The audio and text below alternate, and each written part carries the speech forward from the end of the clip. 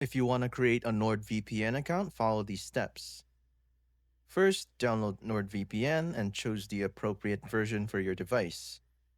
If you're using a PC, download the app for Windows. The installation process is quick and easy.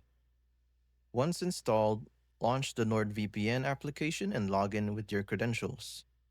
The app displays settings options like Auto Connect, Kill Switch, Threat Protection, NordPass, and Nord Locker.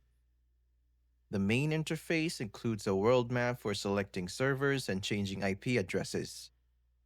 NordVPN is ideal for accessing region specific content and is fast for activities like torrenting and ensuring privacy on public Wi Fi.